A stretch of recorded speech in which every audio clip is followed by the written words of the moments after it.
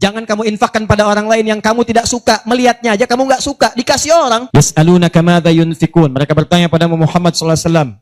Ya, awas, apa yang harus kami infakkan? Pada siapa?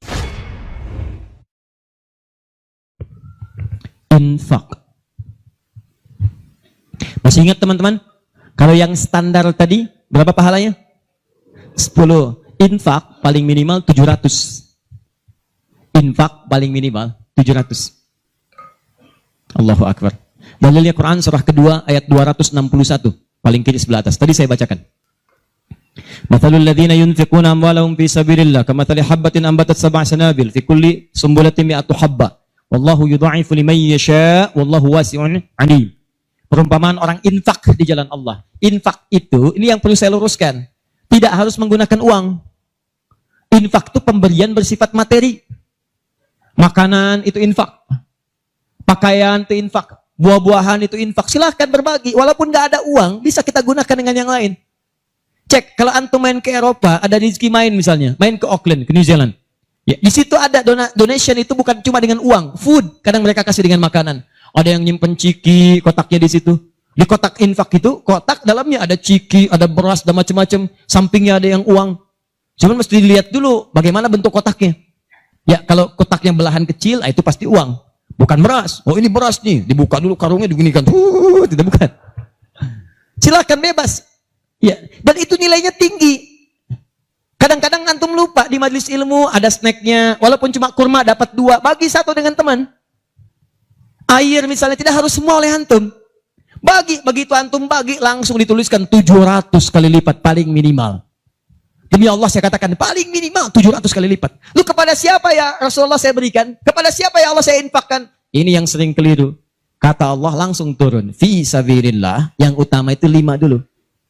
5. Kalau Anda temukan 5 ini, dia peluang infaknya sangat tinggi untuk diberikan. Siapa mereka ini? Ada di Quran surah kedua ayat 215. Paling kanan sebelah bawah. Yas'alunaka madza yunfikun. Mereka bertanya pada Muhammad SAW.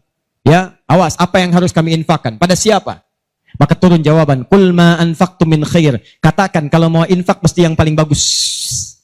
Ini kaidah pertama. Awas, ada peringatan di Al-Baqarah ayat 267. Wala tayammamul khabitha minhu tunfiqun walastum biakhidhihi illa an tughmidu fi. Jangan kamu infakkan pada orang lain yang kamu tidak suka. Melihatnya aja kamu nggak suka, dikasih orang. Antum punya uang 50.000 2, 1, wah masih keras, bagus, luar biasa. Masuk dompet enak dilihat. Yang kedua, wah sudah lecek, dekil, off the kumel. Wah dilihat gak enak, baunya gak nyaman. Tiba-tiba ada orang lewat, Pak, sedekah Pak. Pertanyaan saya, maaf, mana yang antum berikan? Yang lecek atau yang bagus? Tuh. Ingat, kalau urusan zakat mal, berikan yang bagus. Zakat mal, pilih. Paham? 5 orang ini siapa? 1. Lil walidain, orang tua. Ini orang tua ini nggak pernah minta, jarang sekali. Cuman kita yang mesti paham. Kan sama, antum pun suka ngasih isyarat. Mama, mama, mama, mama. Oh mau makan, makan. Mama, mama, mama, mama. Boneka, boneka. Antum setelah dewasa mesti paham. Kadang-kadang orang tua tuh nggak minta, nggak pengen nyusahin anaknya. Padahal orang tua udah susah. Melahirkan susah, mengandung juga susah, merawat susah, menyusui susah. Sudah dewasa pun antum masih susahin juga. Kapan antum berbaktinya? Tapi kadang-kadang cuma nanya, nelpon apa kabar. Padahal di rumahnya itu Masya Allah lagi kurang beras. Beras kurang, rezeki belum dibayar. Kirimkan, sebelum diminta kirimkan. Itu begitu antum kirimkan, demi Allah saya katakan. Di hadis Al-Bukhari, di kitab Al-Adabul Mufrad, bukan cuma mendapatkan lipatan pahala kalikan 700 lebih, tapi ridha Allah turun ke tempat antum pada saat itu. Kalau sudah turun, semua doa yang antum mintakan minimal akan dijawab pada saat itu. Itu rahasianya. Kalau dengan urusan orang tua itu udah nggak usah mikir. Begitu mengatakan, nah gini-gini, tenang aja mah. Walaupun nggak ada, katakan, insya Allah mah selesai. Insya Allah, berusaha antum. Begitu antum dapatkan seperti orang tua mengusahakan untuk antum dulu, maka pahala dilipat gandakan, ridho turun seketika. Kejar. Wal aqrabin, kerabat terdekat. Kerabat dibagi 2. Ada yang tempatnya jauh tapi hubungannya dekat. Punya saudara sekandung tinggalnya di Palembang, antum di Semarang. Ayo kirimkan. Anak bibi nggak bisa nih pendidikannya, bantu. Antum ada, bantu. Nilainya tinggi. Jangan dikira ringan. Nih bagian kedua nanti kalau saya terangkan banyak nih. Tenang aja, kita masih sampai subuh. Bagian kedua. Saya ikutin deh. Antum jual saya beli. Ya, cuman saya beli sampai 9:30. Paham? Ayo akrabin. Yang kedua itu maaf. Golongan kedua akrabin bisa tetangga. Orang yang tidak ada hubungan famili secara mahram cuma tetangga antum. Tapi kalau yang kedua ini, Allahu Akbar, indahnya Al-Quran. Cek oleh antum, silahkan cek. Walaupun beda agama, itu tetap ada peluang infak. Gak ada ketentuan ini kecuali di Quran. Gak ada aturan ini kecuali di hadis. Buka Quran surah ke-31, ayat 15, paling kiri sebelah atas. Ada anak muslim, orang tua, belum Islam, belum dapat hidayah. Kata Allah, urusan untuk ibadah, pisahkan. Orang tua jangan paksa, doakan dia, silahkan dakwahi. Tapi urusan dunia, wasahibhuma fid dunya ma'rufa. Wa in jahadaka ala an tusyrika bima laysa laka bihi ilmun fala tuti'huma. Urusan ibadah masing-masing, kalau diajak-ajak enggak usah ditaati, tolak dengan cara yang lembut. Lembut. Tapi kalau urusan dunia, bagi. Antum muslim, orang tua belum Islam, antum punya kelebihan. Uang agak banyak, melimpah, makanan ada, bagi. Kata Allah, jangan lihat kemudian kepercayaannya karena dia belum muslim. Bagi. Indah teman-teman sekalian. Demikian tetangga kita. Jangan dikira tetangga antum yang muslim saja. Mungkin kita ada non-muslim samping kita. Mungkin ada yang Kristen, ada yang Hindu, yang Buddha. Dalam hubungan keduniaan, indah. Silahkan berbagi. Apa antum gak pernah dengar hadis Nabi? Siapa yang masak makanan, baunya sampai ke tetangganya, maka bagilah dia walaupun cuma kuahnya.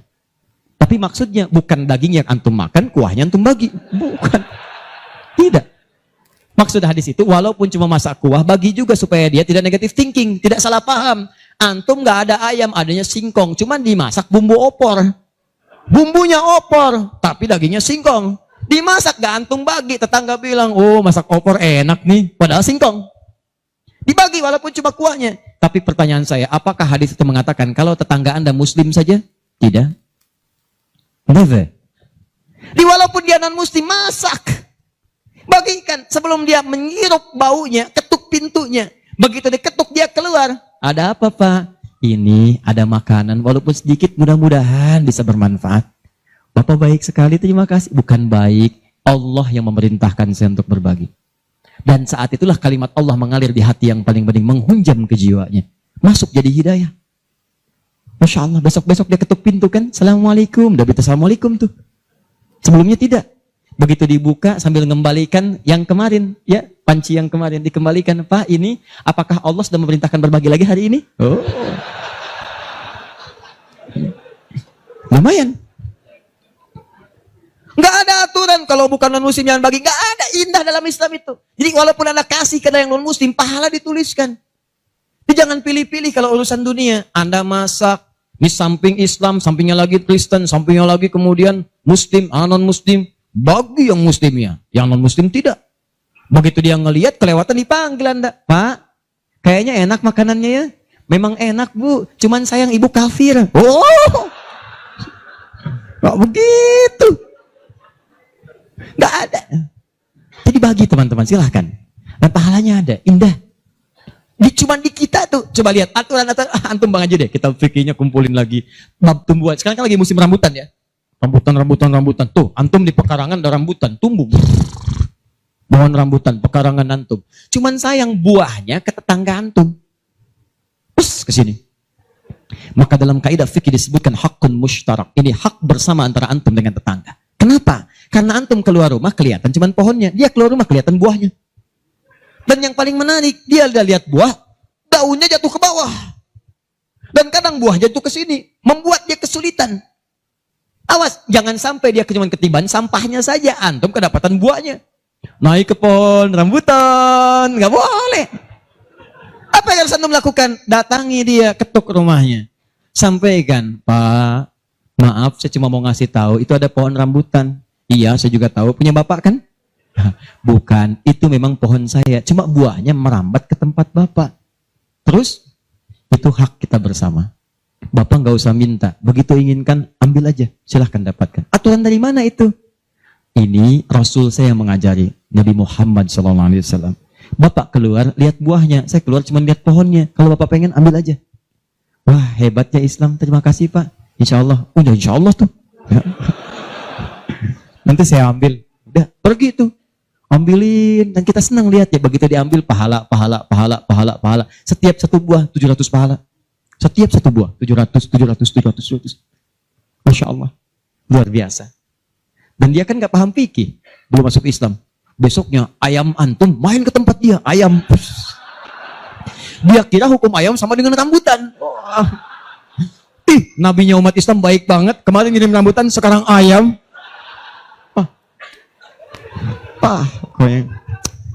Mungkin ayam itu akan menggendong antum ke surga. Ya?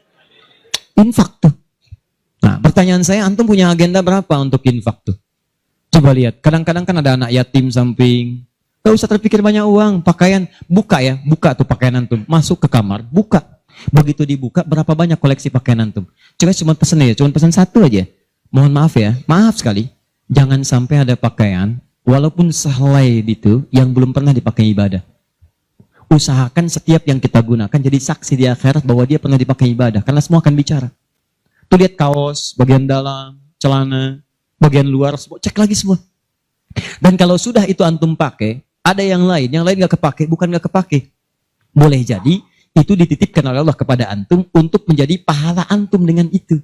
Sebab mudah bagi Allah menitipkan pada yang lain. Kenapa dipilih antum? Sebab dapat bagian pahalanya. Jelas?